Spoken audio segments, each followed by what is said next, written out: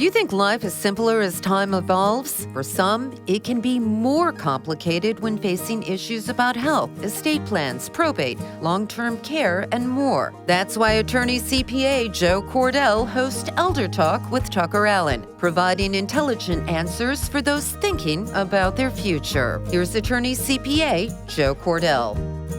Welcome to another episode of ElderTalk. This week we want to talk about options for senior living, and who should we have to join us for that discussion except someone who was among our most popular guests to date, I think. So we try to keep in mind for you things that have practical value, things that enhance your quality of life in that we call it the last third of your life. And we know that many of you now, increasingly large percentages of you, are choosing to live in communities. You're deciding to say that, gee, the house that we had maybe in our early years was great and lots of memories there, but we see advantages now to being in a community in which maybe we'll have independent living. Then if we need to, we can go to assisted, and if we need to after that, we can go to some sort of skilled care, but all in the same community.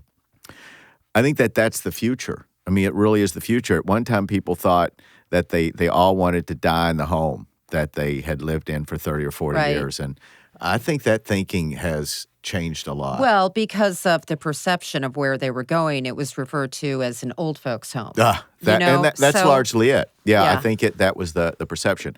So who should we have to join us to talk about this except somebody whose business is to help connect people to find the right fit for them in a retirement option?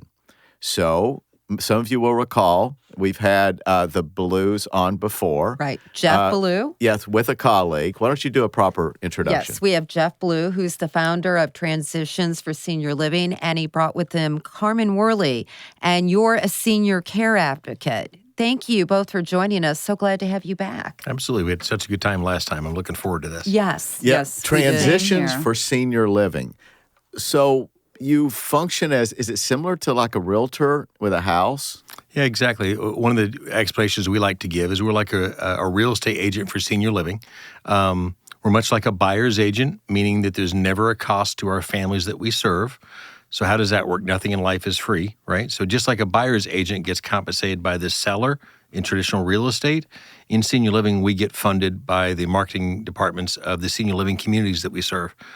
How we're distinctly different, and this goes back to our why or a founding purpose of the company, is that we'll go to any senior living community in the St. Louis region that's of good quality, whether we get paid from them by not or not. In other words, there's some places that don't have that business model. We still tour there. We're just working pro bono when we do so. Right.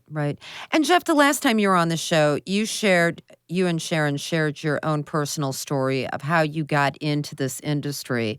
And it was, if you could share that again. Sure. I'll try to give the short version of it. The abbreviated version, sure. right. My father had Parkinson's about a dozen years or so. Sure. Was married to his second wife, and they were doing pretty well in their home. Dad was taking some tumbles, as happens with Parkinson's, but he was the kind of manly man that knew the risk, and we'd all discussed that, and we're working through that. He took a tumble one day, was knocked unconscious, and his wife walked through his blood around his body for 6 hours. My goodness. And that was the day that 1,000 miles away, we understood that she had dementia. And she had dementia. We just weren't trained at the time and didn't know what to look for at the time. So we had that was pretty advanced dementia. You know, what you described. When major events happen in people's lives that struggle with dementia, it generally brings about a distinct change in their cognition, a downtick, if you will. Could be the death of a loved one, could be a hospitalization, could be a major stressor. That is true. Right. So this was a shock of sorts. I mean, absolutely. It was the way that she responded when she's in shock. Right. But looking back, there were signs, Joe. We weren't trained then to look for them. We'd go to a restaurant, and Marilyn would say, what are you going to order? And I'd say, green chili enchiladas. Oh, that looks great. I'll order that too. She couldn't process the menu. I didn't realize at the time. But sure. And I think God gives people with dementia great defensive skills. Yeah, that's what I've read. Right. And so she would have this game face like she understood. And rather than saying, I can't read this, Joe, what are you going to order? Oh, that sounds good. I think I'll have that too. So there's those types of signs. We'd come to visit, planned scheduled visit. She'd answer the door, kind of a glazed, disheveled look. And she'd say, George, look what the cat drug in. She didn't know who we were. But what a easy colloquial phrase to use that doesn't say, I don't know who this is. It's still kind of a welcoming phrase. Oh, look what the cat drug in. Right. And Dad would say, hey, Jeff, hey, Sharon, are the kids with you, or Zach and Taylor with you? And she'd turn to Zach and say, hi, Zach, because she would hear the cue. So I think God gives them the defense mechanisms to make sure they're not at risk. But anyway, so our search for getting care for my father is what founded this company. The existing business model didn't serve us well. They would only talk about places where they would get paid. And if I brought up any alternatives to that, I was discouraged in various ways from looking at that.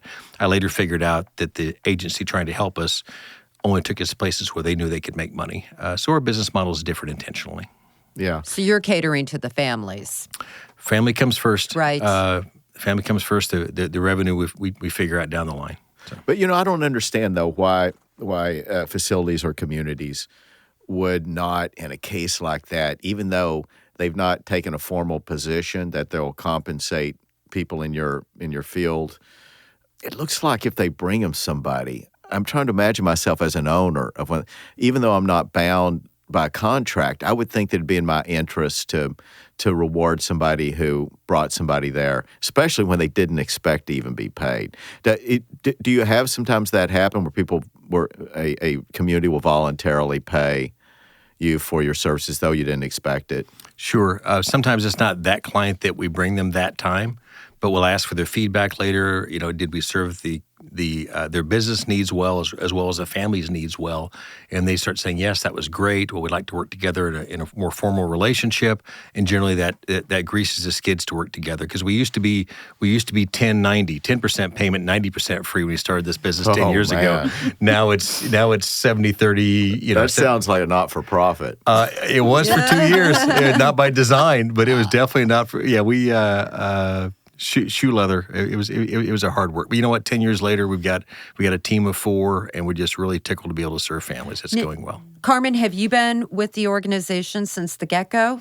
I have not. I've been in the industry for a very long time, but I was working for a community in several different roles and learning that community down to the core. And I decided that I wanted to be able to help more people. And I had, in the process of working there, gotten an administrator's license and done some other things. And I thought about doing that for a while. But then I really did discover that working with transitions, not only was I going to be able to work with some people I really enjoy and admire, and I was going to be able to sort of create what I wanted out of a career, but I was also going to be able to help more people in a more hands-on kind of a way. Sure. I wasn't going to have to deal with, staffing issues and dining room problems. Right. And go at 3 a.m. to fix, a boiler when, nobody else was available. Right. As an administrator, those are some of the things that you have to do. So you were an administrator of a community like this, would really be a bit like a property manager. Is that fair to say? Well, it's a whole lot more than that. And let me be clear, it was something I never decided to do. I'm licensed, but I have not done it. So you didn't expect to do any property management. You just ended up. I sort of realized this was, it was a great thing, credibility-wise, knowledge base-wise. It was something that I really wanted to do, to get licensed. But it was likely not anything I was ever going to spend my time doing, because. And what is that license? The license that I have is called RCAL, Residential Care Assisted Living Administrator's License. I see. And that's a whole industry, I assume. Yeah. There's another level of licensure for skilled nursing. I also have some certifications to do state of Missouri assessments for different levels, but all that stuff is just kind of alphabet soup on a business card. What really matters is actually being able to help the families. But here's what I would think as a potential client. Mm-hmm. I would think, give me somebody representing me who's been inside and has run these facilities.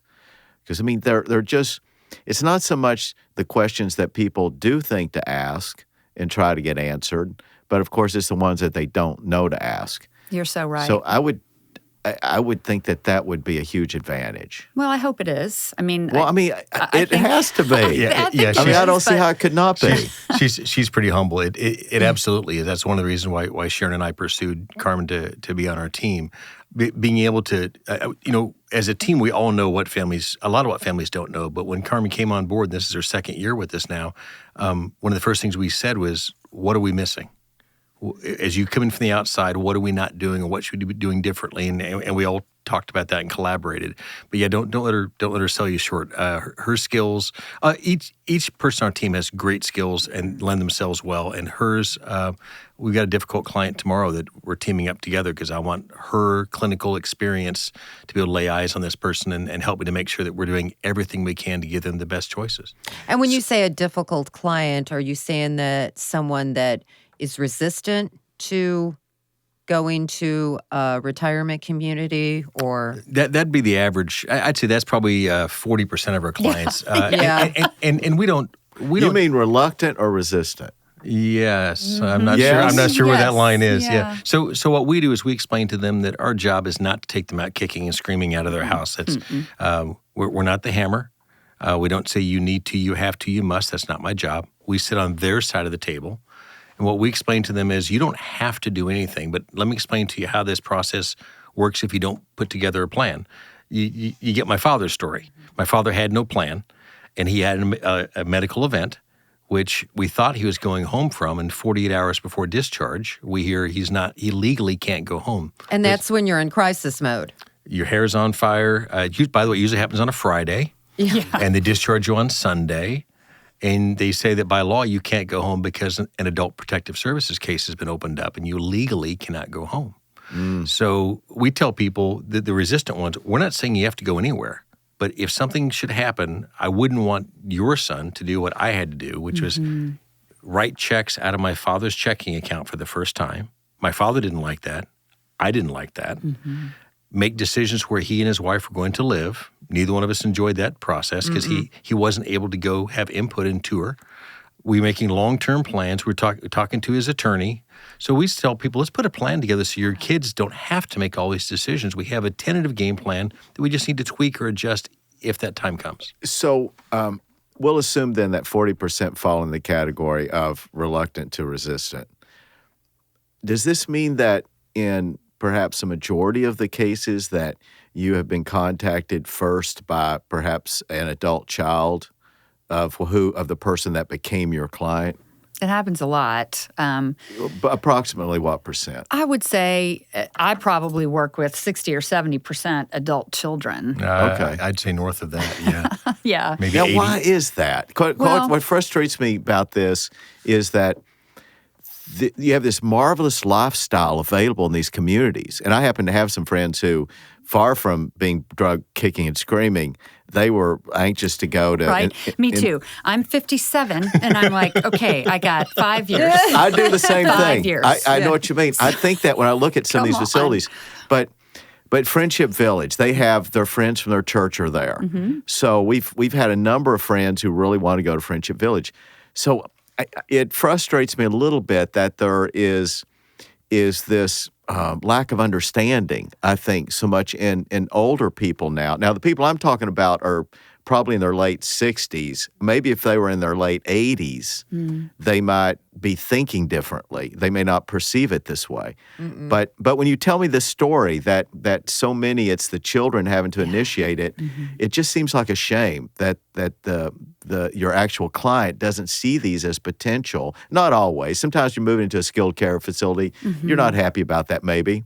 But when you're moving in these wonderful assisted living facilities, They're like resorts. Right. And full disclosure, Friendship Village was where I worked for a decade. So oh, wow. I came from that environment, and my parents live in one of the Friendship Village villas on one of the campuses. And my why is a different sort of piece, understanding that both of my grandparents from tiny little towns in southeast Missouri, both sets had an experience of a nursing home. Yeah, and that's really what it was there. It was a nursing home.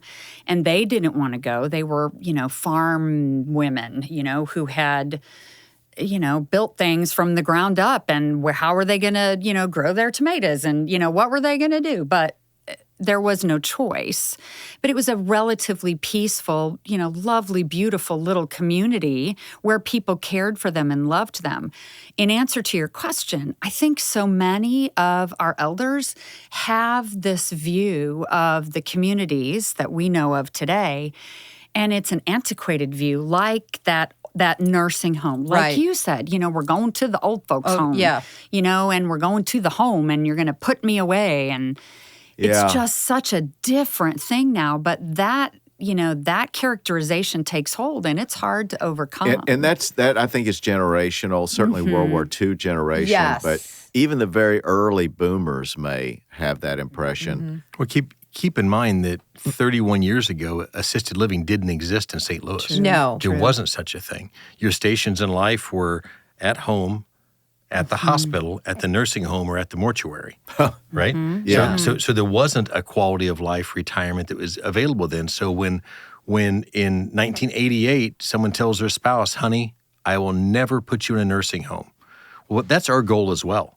Our goal is to keep people out of nursing homes. We want to have people make decisions earlier in life so they can avoid a skilled nursing environment. And let's define that term. When you say nursing home, you mean a skilled care facility. That's correct. So for the most part, what you all are wanting to do is provide people in advance of that the opportunity to live in independent living and assisted living, and when necessary, in skilled. Sure. We work the gamut. And if folks make the right decision, many times they can avoid ever needing to go to skilled unless they want some extraordinary measures. If there's a vent tube, a trach tube, a feeding tube, things like that. Your comment about adult children making the first call, there's one other piece to that I find very disappointing is I'm betting 90 to 95% are women. So we the men, daughter. or daughters-in-law. Oh, yeah. We men, daughters-in-law. Joe, are not stepping up and taking care of our own parents. Instead, we're dispatching our bride to go do our bidding, which shame on us. I'm sitting here thinking, though, this is a terrible admission. Uh-oh. My Confessions. mother may not see this, but I'm imagining if that came with my mother, my wife is the sort that would, I can see her seizing the initiative, not objecting, and I see how this happens. But you're right, it's not a flattering thing for us sons. And quite frankly, wherever the most comfortable person to have that conversation is the right one. If that's the spouse, then so be it. But it's interesting, and I think that daughters or daughter-in-laws are the ones who are rushing in to make a lot of decisions that need to be made. Sometimes. So tell us the process this will normally take. Typically, you'll get a phone call. We'll assume it's from a daughter or daughter-in-law. What is the next step? So that phone call oftentimes is, because the family's choice may be 45 minutes or an hour, we're spending a lot of time just listening because they need to vent. They need to share the entire story from 7 years ago through falls, through every health event or family event. Without the actual client present. Generally, that's correct. So is this on the phone? Usually. Okay. Usually. So we get some background information, and then in the best scenario, we lay eyes on the senior. We like to go meet them because the physical needs, the cognitive needs, the financial piece, if their spiritual life is important to them, and then a huge important piece of this is the social fit. So you can't take a person and a diagnosis and a zip code and say, here's the best community for someone I've never met. Because I don't know whether they're a wallflower or if they're a life of the party kind of person. Social butterfly, Social right. butterfly. And so knowing what their passions are, where they grew up, what their values are, what their interests are. So we spend as much time on the social perspective, I think, as we do on the care needs. Because otherwise you get the result we had with my own father. The first place that we helped him move into, he said, I'm not like anybody here. And he was right. It wasn't a good fit. The care was fine. I checked all the boxes. The analyst in me said, this is perfect. And guess what? When you're in the people business, analytical data doesn't make those decisions. So True. social is just important. So whether it's an administrator or whether it's what we do in the field now, a lot of this is I can't call it counseling because we're not licensed to do that. No. But we have a lot of therapy sessions with family, that's for It's sure. part psychology. Yeah. It is. Yeah. It is. And And a lot of families teaching. are hurting a lot of times, and so you're receiving a call, and I mean, let's face it, we're not selling widgets, we're helping families. Right. So calls come, at 9 at night or, at 2 o'clock on a Sunday or whatever. They're And so, overwhelmed. and families are hurting. And so they do need to, as Jeff said, just unload a little bit and then you can kind of get to the reason for the call. Right. But it's also very rewarding. It's very difficult, but it's very rewarding. And part of learning about these clients is actually my favorite part. I get to go see a client when I leave here just because. I mean, she lives on the hill and she's never moving. I mean, she's going to be feet first in a pine box out of that shotgun house. But she is darling, and I just fell in love with her. And so I have to go to the hill, and I'm going to go visit her when I leave here. Just knowing the stories of some of these people is remarkable, and we miss out on a lot of it in our generation. So I hijacked his question, which was the process, and I took it as a hard right. No, it's not your fault. So we meet with the families. We help assess what their needs are, and then if we need to, we circle together as a team. Though usually individually, we each have enough knowledge to move forward, and we pare the choices down to the best 2, 3, 4, 5 communities that fit their needs, and then tour with whoever wants to go on the tour initially. Sometimes that's not. Sometimes that's not the senior. Sometimes it's just the family members, and they'd say, "Oh, mom would hate this," or "This is a maybe." Mom would love this, and then as we get that pared down pretty quickly.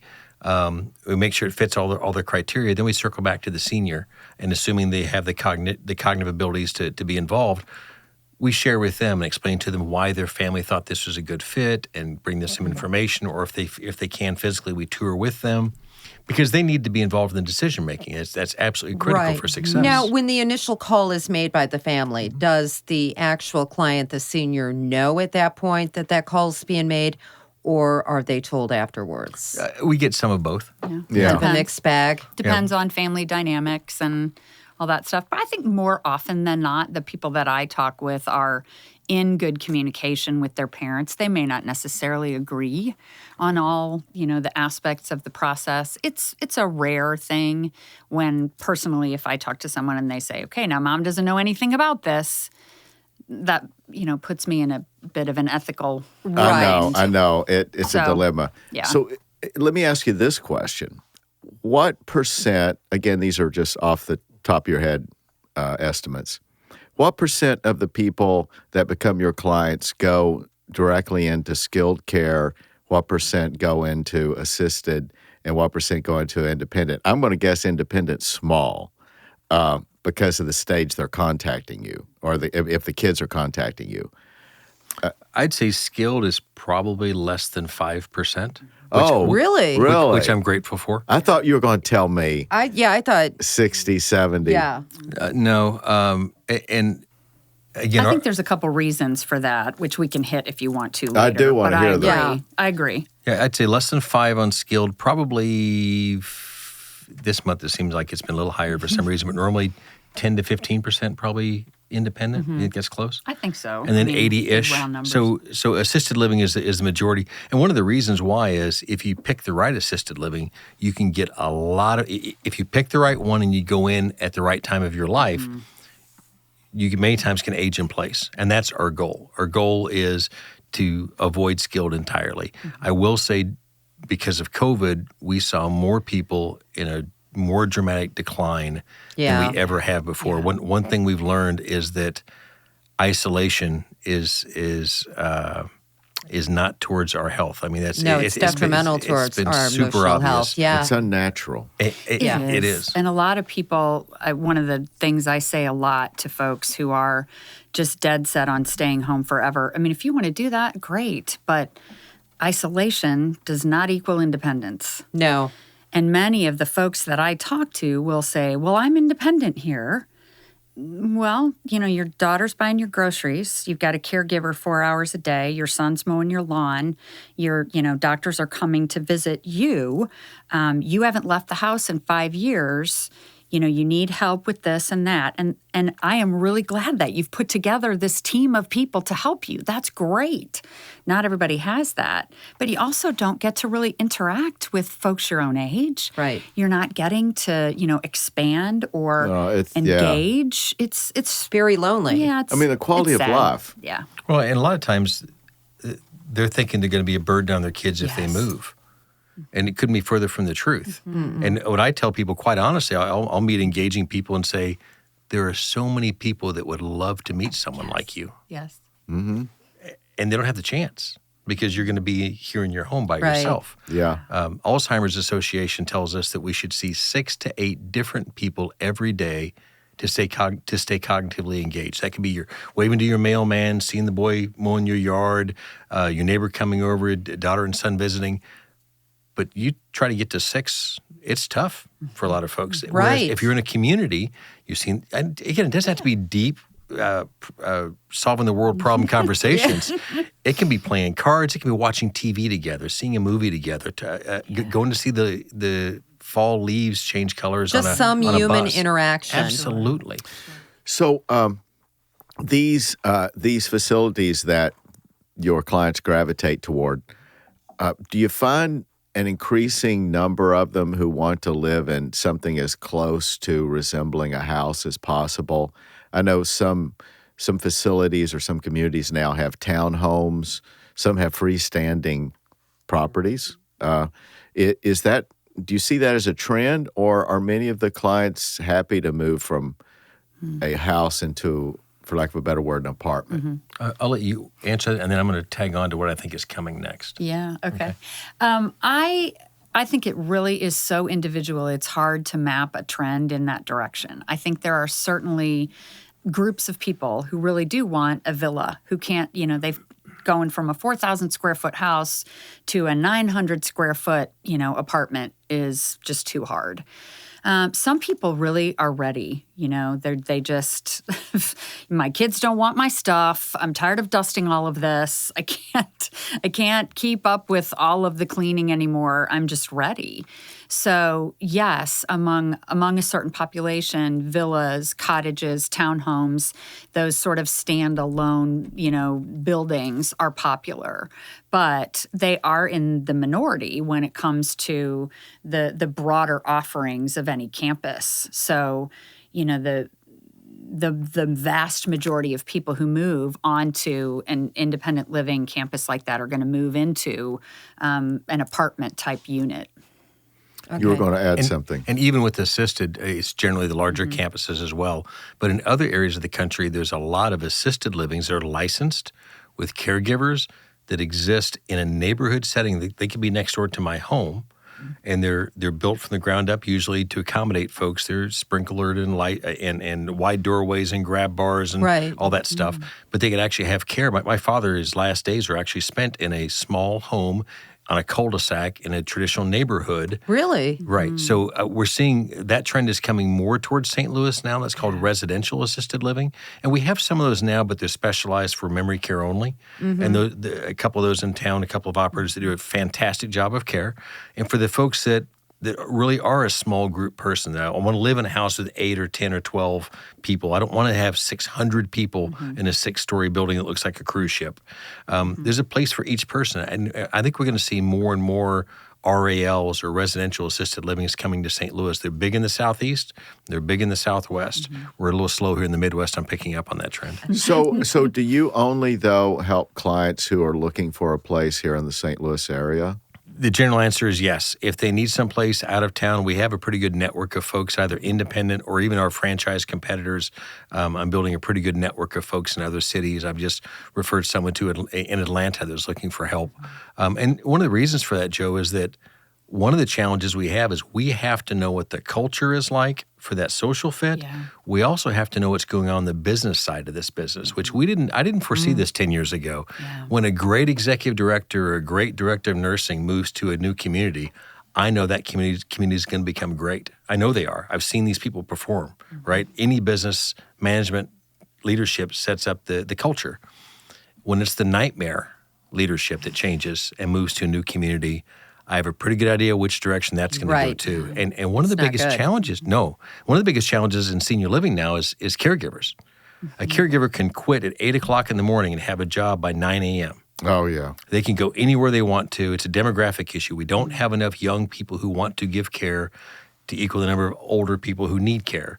So if you're not a great leader of a business and you mistreat me as a caregiver, I'm not tolerating it. Yeah, they're not one going to day. stay. So to answer your question, yes, we're St. Louis region only, St. Louis County and every county surrounding it. And we're doing it that way because I couldn't possibly keep track of what's happening in Kansas City. The way people change seats here in management Yeah. is tough enough to keep track of. The way I like to say it when people ask that is I say we are hyper local because we are focused so hard on what goes on in all these communities. And there are so many of them. Sure. You know, we do have an embarrassment of riches of great opportunities for people to go to senior living in St. Louis. But for all the reasons Jeff just said, you know, we have to make sure that we are keeping our focus on these local communities so that we can provide the service that we say we provide to our clients in understanding, you know, what they're getting if they go to community XYZ. But Jeff is also right in that it is important for us to have relationships across the country with other similar organizations that we can refer to folks. So are most people going to a particular facility without using somebody such as yourself? Is that what the state of the industry is now? Most people are kind of wandering around into different facilities and ultimately making their own decision without the assistance. For sure. And some of those become our clients later because they find out that what they chose wasn't what they needed. We actually had one gentleman that, was in his third living community, and like 3 in a row can't fit my needs, and he had very specific needs.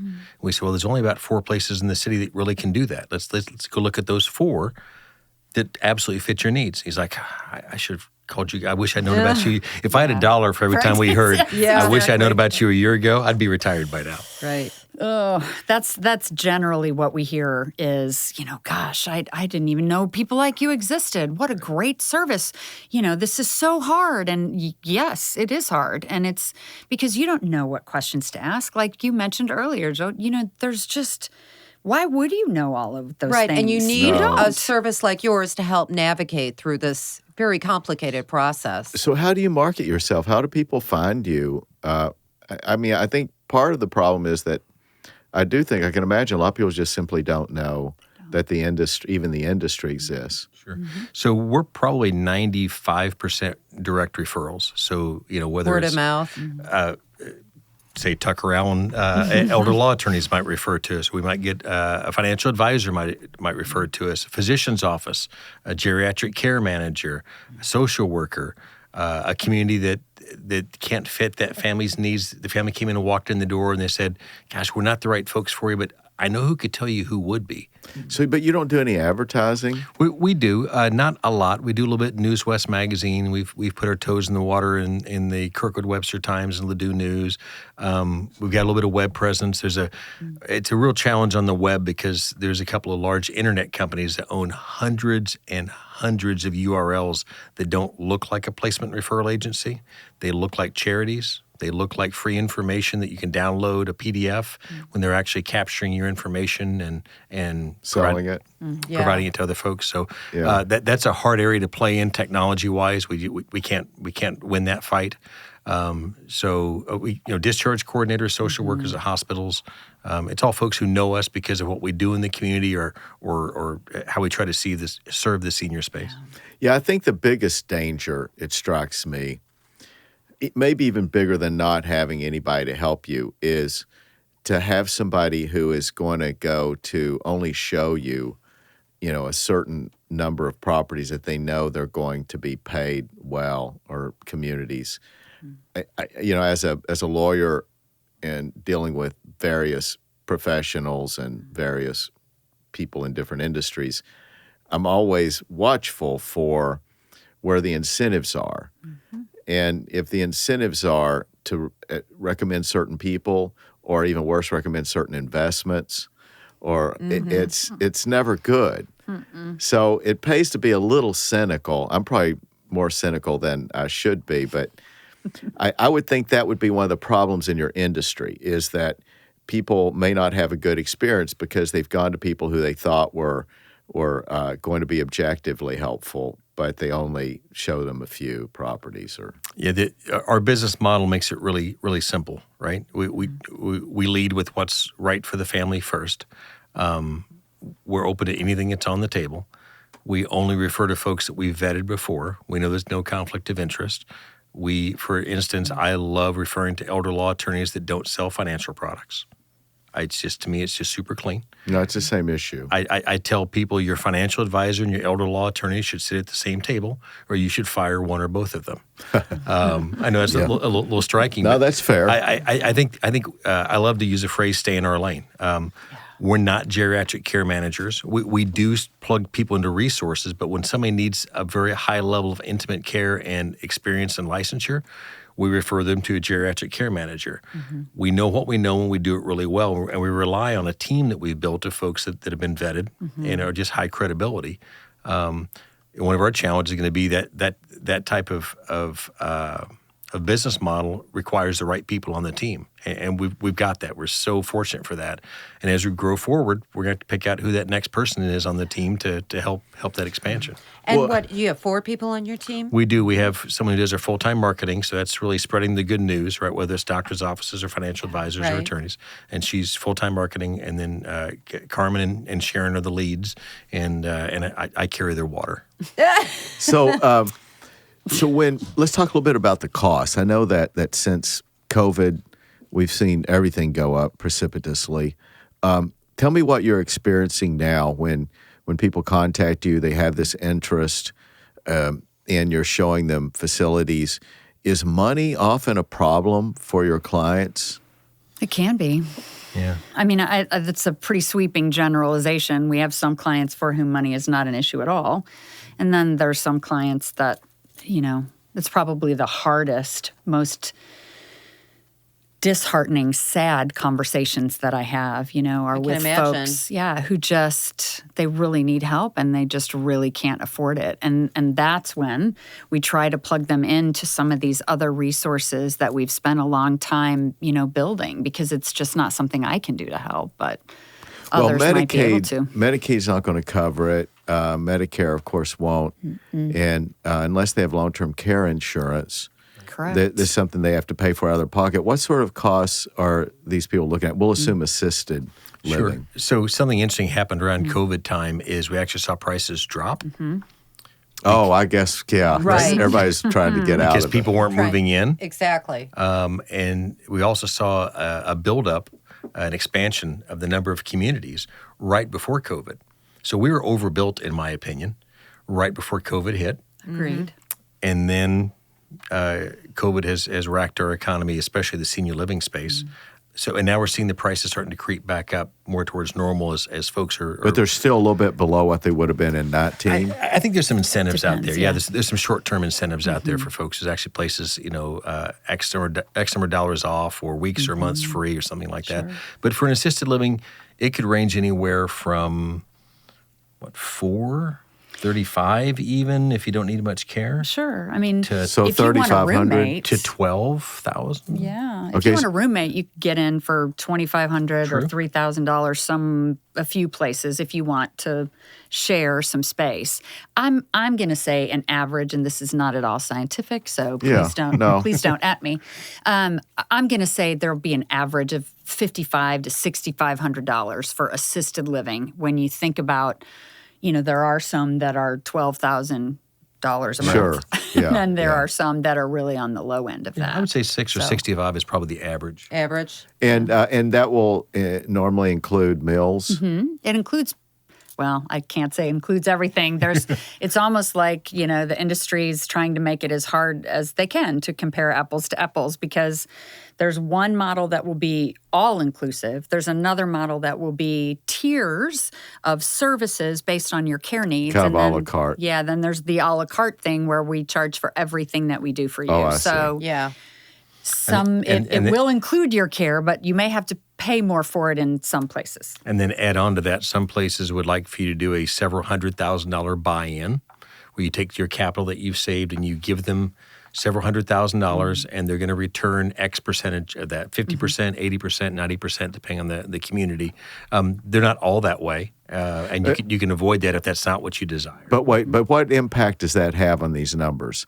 So when we were talking about 6,000, we'll say as an average, is that assuming that somebody's paid $200,000? Not No, necessarily. No. Okay. And generally, if you're in an entrance fee community, like Jeff was just describing, that entrance fee, that big chunk of change, is really only paid if you're going into independent living. So if we're talking about assisted living, that's really going to be a rental-only kind of community. So if somebody waits until they need assistance, then they probably don't even have the option of paying the lump sum. Is that true? Right. Don't have the option, and there isn't a need for it.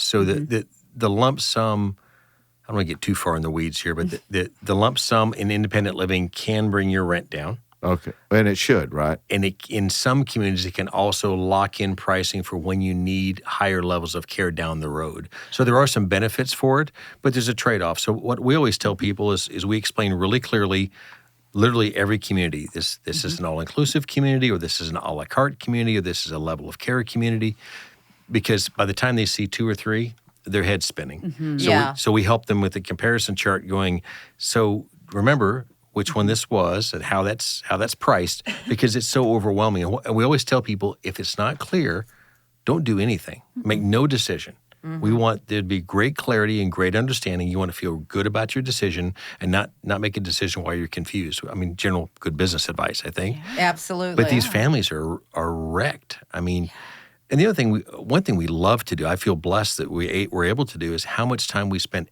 educating families, people who don't know how to deal with someone with dementia and have been doing it wrong for a dozen years. And we give them third-person examples of what that feels like to the senior. And we have to do it third person, because I can't say, when you say that to your mom, here's what she feels, because that's crushing. But if I can tell stories about how other families have changed how they approach that and how they made their mom feel differently. Right. It doesn't assign blame, because there's no blame here. People don't. They don't know. They don't have any idea. But I love training and teaching people how to interact better with their families, because really, with dementia, the entire goal is to stop uncertainty and fear and displacement, and increase dignity, and bring support and encouragement to folks. And you don't do those things by saying, "Mom, don't you remember when we went to?" That doesn't bring that. But you don't know that. We ask that question all the time. Joe, do you remember when we were here in March? Right, it's a neutral question. Unless you have dementia, then it's a pressuring question. How do you approach someone? Well, I was going to pipe in and say, as a former teacher, the education piece of this is one of the biggest things that drew me to do this, to work with this group. And as a certified dementia practitioner, having an opportunity to enter someone else's reality. If somebody doesn't remember that they just asked you that question 10 minutes ago, then you can just simply answer it again. And again. And if it gets to the point where you are too frustrated to do that, sometimes you can redirect. Sometimes you can, Mom's coming to get me, and I don't have my teddy bear. Let's go find your teddy bear. Let's go do it. Where was the last place that you think you saw it? And by the time you've walked down the hall to try to find the teddy bear, a lot of times the whole demeanor has changed. Someone has entered their world and tried to help them. And then they feel a little more secure, and maybe they can talk about something else, and maybe they're not as worried. You can reassure them, and you can give them dignity. You're not lying to them. You're entering their reality. And so when, talk about getting in the weeds, sorry. But dealing with people with dementia is a very, very tricky thing in lots of ways. It really is. My father-in-law, and I want to share a quick story. We went to visit him. He was in a skilled care center, and he was having lunch, and he would not eat because he was so upset. He wanted to get his car fixed, and he kept going on and on and on. Does he have a car? Well, he did, but not. Okay, right. Yeah. And so I said, well, you know what? We got it fixed weeks ago. Yeah. I said, it's fine. And my father-in-law, only he would say this. He goes, well, it's a new problem. I was giving a tour to a family. It was a memory care community, and we're just starting the tour, and this resident comes storming up the hallway, and he's mad as a wet hand. And he comes up, he's pointing to my face, I can't believe you came back here, you blankety blank, and I fired you. I can't believe you showed back up. What are you doing here? Oh, no. And I said, you're exactly right. It's completely my fault. You won't see me tomorrow. I'm really, really sorry. And he goes swaggering off, right? And the family said, who was that? And I said, I've never met him before, but he's going to be right today. Yeah. Everything he says is going to be right. If he fired me, it was my fault that I came back. And that's how you keep conflict from happening. Sure. And if you do that consistently, if the community does that consistently, their caregivers, their maintenance people, everybody, then all of a sudden there's less conflict and there's less uncertainty. And it calms them down. There's less fear, there's less need behavior. For medication. There are all kinds of studies done about understanding how to approach folks with dementia, and using certain approaches significantly lowers the need for behavior-changing medication. So I can see that. That's obviously where we want to get. Right. Well, let me come back just briefly to the discussion about how they handle this fee that's paid on the front end. I know that's a big issue to a lot of people who are looking at this, and it's a showstopper, of course, for some. But I didn't realize that it's only a conversation that comes up when you're looking at the independent living phase. So I know some of the people watching will be at the point where it would be an entirely discretionary decision if they want to go ahead and buy in. What I've found is I've looked at a few of these contracts is that it's not uncommon, without mentioning the name of a facility here in town that people would recognize, is that they will have a contract that says you get your money back whenever they transfer it to someone else. That's a common provision. So what it means is that in the event that they, and you dealt with this directly, I'm sure, in their case, what it means is that they want to be sure that they at least replace the money.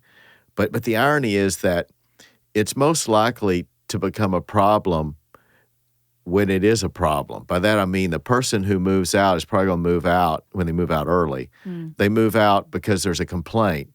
Well, more often than not, that's a problem in getting the new people.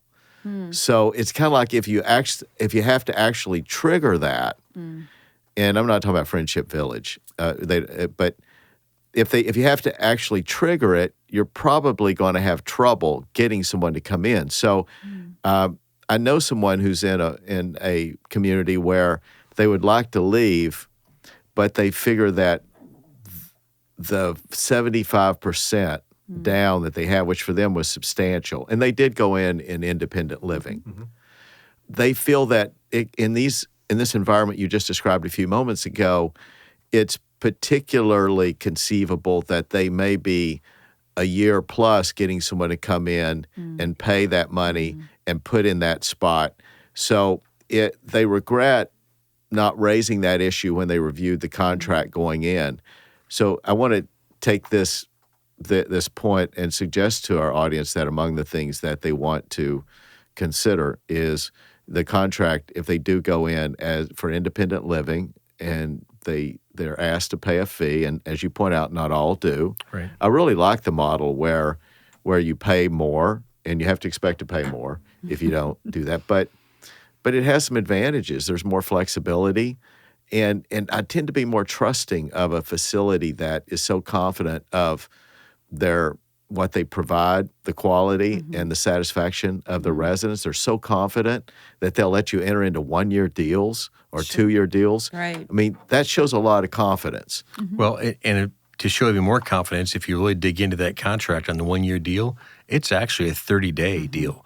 30-day written notice for any reason you may move out. You don't have to need a higher level of care. So it's really a month-to-month contract. And there are first of all, there's a lot of communities that have buy-ins that do a great job. There's a lot of communities that you don't need any buy-ins at all. And that's what we tell people. This is consumer-driven. What do you think is the trend in the industry? Is the trend to go toward what might be the more flexible, friendly model where you don't put up money on the front end? I think so. I mean, it's my personal opinion. I would agree. All the new players we've seen come to town in the last 4 to 5 years, I can't think of any that are buy-ins. No, and even one significant buy-in player has come into town with their new rental division. And so even, the sort of stalwart originators of that kind of business model have developed rental-only models, and that's what they are expanding their business with. So I think, there's no one right solution for everybody. That's why there's so many options. But a lot of times, I will describe it as, when we think about the greatest generation, they saved for everything and asked for nothing. True. Now, my generation, the boomers, have saved for nothing and asked for everything. No, it's gotten worse. You're not the worst, believe me. There's some generations after you that... Well, the point is, without getting into a discussion about millennials, the point that I was trying to make was that I think just in the general gestalt of the generations as they change, it's going to be a harder sell for people to come up with and agree to plunk down $700,000 for an entry fee community. That doesn't mean that people won't still do it. It doesn't mean it's not the right thing for some folks. Overall, though, I think the pendulum is swinging to a more rental-centered option. Do you think so? I see it much like a boutique physician. There are some folks that will pay a premium to have that access to that physician, and they're okay with that excessive cost. And I think there's some folks in senior living that are willing to do that. And some of them, they're literally investing in the community because they believe in what they're doing in their mission. It's not just where they live. And so they're okay with that. But what we tell families is there's all kinds of options. We talk about what they find palatable, what they don't find palatable, what the pitfalls, even the all-inclusive. People say, well, that's a lot better, right? I think you're probably overpaying when you move in. And you're probably underpaying the day you move out, and somewhere the care to cost lines cross at fair. So is it better? It's more predictable. It's not better. It's different. So when we lay them all on the table and compare them with the families, we just make sure it's really clear to them which model this is, how it's going to behave, how it affects them financially, but more importantly, how they fit into that community. Yeah. Yeah, I think that it's like a lot of things. When competition comes along, services, products get better. And you think of what we settled for with so many things at one time. And now, you can get superior service and products. So I think that all in all, it's more friendly to not have, even for a wealthy person, to have the flexibility to not put in a fixed sum unless they're guaranteed that they will have a price, as you said, prices locked in long term. But I still don't even see where prices are locked in long term when you're paying $1 million plus. It's kind of like they're regarding that as a property purchase. And I don't see why it should ever have resembled that. But I see in Florida still, like I saw an ad in Naples, in this magazine I get from Naples, this community we're in. This full-page ad was saying that right now you can get 5% off on the initiation fee, and as a result, save $48,000. So you can do the math, and so you're up around $1 million. And so I know that's happening in places like Naples, And it's almost like they're wanting people to regard this as a purchase of a condominium. Interesting. Yeah, but I what you said makes complete sense. I can see where over time people are going to want a more friendly relationship that they can get out of easier, they can come back into easier. Maybe they pay a premium on a monthly basis in exchange for more price security. I can see that where you say, okay, we'll let you do a 10-year lease and you pay an additional $500 a month. Right. And we lock in, or $1,000 a month. That makes sense to me. But to give them $1 million that sits there and you may or may not ever see it again, I doubt that it's escrowed independent of their use. Yeah, I don't know how it's set up legally. That is a curious question. I always pictured most of the buy-ins, because, in this region, we see 200, 600, 700. I don't know if I've seen anything higher than that. But even the 200,000, which is not a small amount of money, I pictured that as more of a net present value of money, right? You're putting some money down to buy down your future expenses. As long as you understand how that amortization table works, you're going to be just fine. If you don't, then you need to have somebody explain to you what it is I'm getting for my money. And the ones who you get 90% of your money back versus 50%, it's a huge difference. Right? You raise a very good point. And if it was, and you and I won't go into this discussion because some people wouldn't follow it, but those who do, with this net present value, it's just where you figure out, you project what you think costs will be, and then in this case, the facility or the community is willing to take the gamble that they'll say, look, you pay us this amount today, and we'll assume the risk that you live beyond, or that inflation goes above, or that whatever might happen happens. We'll lock in this deal. But the math that I've done, just on a few places, I didn't see where it was net present value. I can't argue that. You know what I'm saying? Yes, I do. Yeah. Yes, I do. I think the actuaries that create those algorithms, have a lot of experience, and they're working hard to understand things like, length of life, length of disease process, average, stays in different levels of care, all of those pieces that are essentially, buying tomorrow's health care with today's dollars, makes sense for some people, doesn't make sense for other people. And if they're really gaming or handicapping essentially this long-term care costs in this arithmetic, if it extends to the third location, then GE, this grand institution, was all, you know what I'm about to say, was literally may in fact be brought down.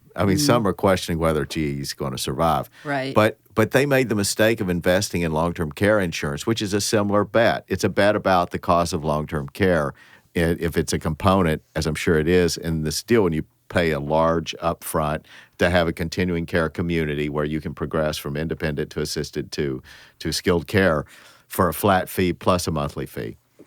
Then if you get that math wrong, which everyone did in the 90s, they didn't foresee that all this new technology and pharmacology and right. And that's why you can't buy long-term care insurance I know. Exactly. And so GE get on this. They thought they were making a ton of money. And so they decided to sell. I think it was Genworth. It was Genworth. And so they decided to sell it. I don't remember what company bought it, but I know they were smart because they said to GE, we'll only buy this. This is about 2003, 2004. They said, we'll only buy this if you indemnify us against the long-term care policies. So GE says, sure, we'll do that. So they buy it. And so this sort of ticking clock bomb is going on for about 10 years. And then suddenly these claims start pouring in. And all of a sudden, they had escrowed maybe, I think their accountants, probably not actuaries, but their accountants had calculated like $3 billion. And so the last I heard, that after an SEC investigation, because their financials that they disclosed to stockholders didn't represent this huge threat that loomed on the horizon. So the last I heard was they had to put in an additional $32 billion with a B into an account. And this is at a time when they're struggling to pay the light Already. bill. I mean, GE's in GE. trouble. Yeah. Not light bill. I didn't intend that. I saw what you did there. But anyway, Love it. So it is a complicated discussion as to how these services are priced. And we won't talk too much about that. I just know that your clients must struggle with how to pay for long-term care. And in their case, it sounds like the 80%, they're just looking at a monthly fee.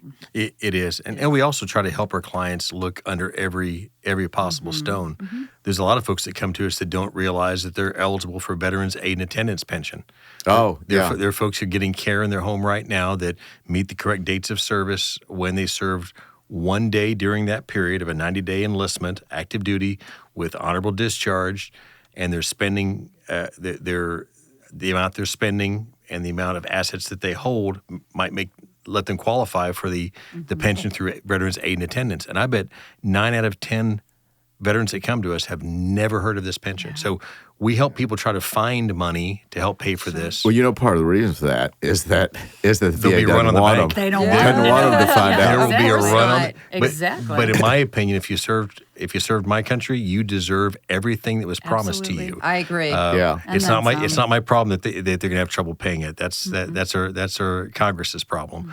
It's my problem to make sure people are properly cared for. So tell me though, when you're helping people find these communities, I know that the issue of paying for it, you'd have that discussion early on. And of course, you all don't charge for services, but are most of your clients having to sell a property to move in? What are the mechanics of their going from enlisting your services to signing a contract? Do they have money available at that time typically? So, some do. So the house sale fits in either event. So what usually happens is either they need to convert the house to care, as I call it, in which case we have some trusted folks who are trained to work with seniors that will come in and buy their house as is if they want to do that, or we'll plug them into some good realtors if it is market ready. And of course, that's the best thing in this market. Even if they have other money set back, the house mentally is a checkbox has to be taken care of. What am I going to do with the cars? What am I going to do with my stuff? How do we handle the house? I need to get ready to move. So even if I have funds in the bank, I want to know what's going to happen with the house. And that's actually a good move because you don't want a house sitting empty. Did you know that with most insurance companies, if your house is unoccupied for 30 days, unless it's listed as a second home, you don't have coverage? Right. So you don't want to just have your house sitting empty. Right? Or you can get special insurance, which only covers the bare minimum. Correct. But usually the house sale is part of it, either emotionally, I need to know I know what's happening with the house, or in many cases, yes, I have enough money to get me in for the first 2 or 3 months, but all my money's tied up in my house. I have hundreds of thousands of dollars there. Okay, so often it may happen in that order. That's why I was wondering. So often they won't wait until they sell their house. Correct. They'll have enough money to get them through some period of time. I think that's an accurate statement. Yeah, there are some folks that we work with that are just walking that razor's edge. It's too close. Being able to do it at all. And then we have to try to figure out how to make it happen. But most of our folks do have some savings. They have some investments. They do have monthly income, whether it's interest payments or other things going on, and so they're able to do it. So, what is the typical time period between the time that somebody would contact you and reasonably expect to be in a facility? I'd say typically probably 6 to 8 weeks is what their time frame is. We do have some people that call on a Wednesday and have to move on Friday. Yeah. We have some people that we worked with for 18 months that still haven't. Well, you're working with her right now. 2 years ago, she called me. Mom's not quite ready yet, and Mom just had a health incident. Now Mom has to do something different. Yeah. But I'm guessing 6 to 8 weeks probably is most of the time frame for most people. Is that too pretty short? But it doesn't include selling the house. Is that too short? In my experience, I think if we're going to average it, that's probably pretty close because that throws in the 48-hour rush cases. It throws in, because a lot of times, you asked about skilled nursing, we do place folks in skilled nursing too, but a lot of times those calls are coming from the social worker or the discharge planner at the hospital, and they're saying, "Here, I want to I want to hand this person off to you so you can help them. That is a very fast turnaround. I would say most of the folks that I work with are 3 to 4 months. Okay, so skilled can be just like that. real fast because it's medical necessity. Correct. And even assisted can be if they're coming out of rehab, they're running out of their rehab days. Medicare says we're not going to pay anymore. They only give you 48 hours notice. And many times it isn't the healthiest to go home for a week or two and then move again. That's a lot of stress. It's easier to move from rehab to where your home's going to be than making a short stop at home while you take care of some details. That generally is really hard emotionally, particularly if there's a cognitive impairment. And keep in mind, 3/4 of the people over the age of about 70 or 75, 3/4 of us have a cognitive impairment. That's the norm. So give me quick answers to a couple of questions. Sure. If you were to say to somebody that you couldn't walk beside them, but you were to say to somebody who's going in to inspect a facility or a community they're considering, what would be the 3 or 4 things that you would say keep your eye out on when you're walking through? What would you do? Give us the insider view, Carmen. I would say always see if you can talk to a caregiver and see how they respond to your questions about their tenure, about what they think about their job, about how the residents are cared for there. I would say sit down and have a meal. Stay for lunch if you possibly can. I always want to ask, how do you respond to either call lights or pendant pushes, calls for help, basically? Sure. What's your average response time? And how can you turn those pendants or call lights off? Do you have to be at the point of care to do it, or can somebody do it from the desk? I would say if you can, talk to somebody besides the sales representative, talk to a resident or two. Maybe while you're having that lunch. Good idea. Talk with some of those residents and see what they think. Now, those are, aside from, is it clean? Are there no odors? Do you find people being respected? Is it well lit? Is it safe? What are their inspection results? Look at those caregiver books. ratios, individual evacuation plans. All those things. They're just a given. The other thing I would add to that would be when you're talking to the sales or the marketing person, I would ask them, what would have to happen to mom or dad specifically that they wouldn't be able to live here anymore? Because you get a lot of phrases like, oh, they can stay through end of life. When you start peeling that onion back and ask the specific questions that we ask on tours, and these communities know we're going to ask them. We're not sandbagging. Not at all.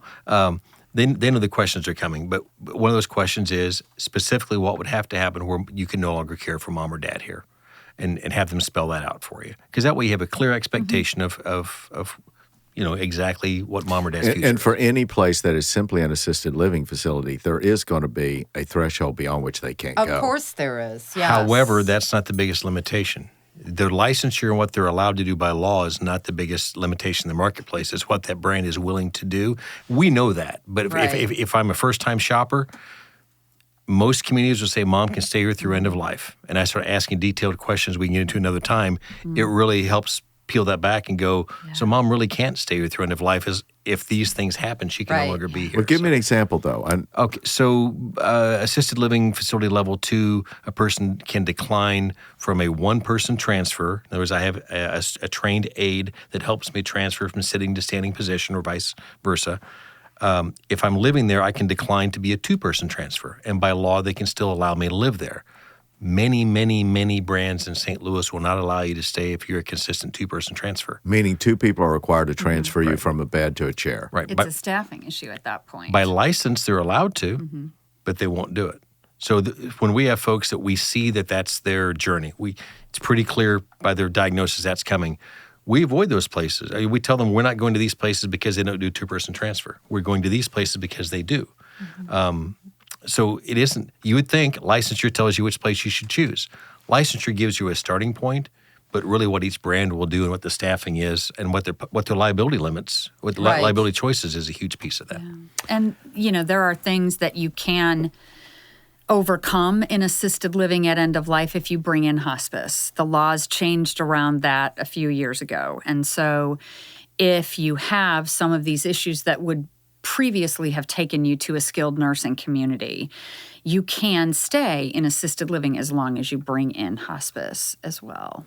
So we covered a bunch of information, covered lots of topics, all helpful. You great guest, as you always are. You, Carmen, bring an additional inside perspective to this discussion. So I know it was helpful. Those who want to follow up with you, Transitions for Senior Living, you have a website. We do, transitionsforseniorliving.com. Okay. It's a long URL, but there it is. And we can have a link on our site. We sure can. Okay, good. This has been another episode of Elder Talk. Till next time, take care. You've been listening to Elder Talk with TuckerAllen, providing intelligent answers for those thinking about their future, with Attorney-CPA Joe Cordell. Sponsored by TuckerAllen, your estate and elder law advisors. For more information, visit TuckerAllen.com. Listen again next Saturday for another edition of Elder Talk with TuckerAllen. The choice of a lawyer is an important decision and should not be based solely on advertisements.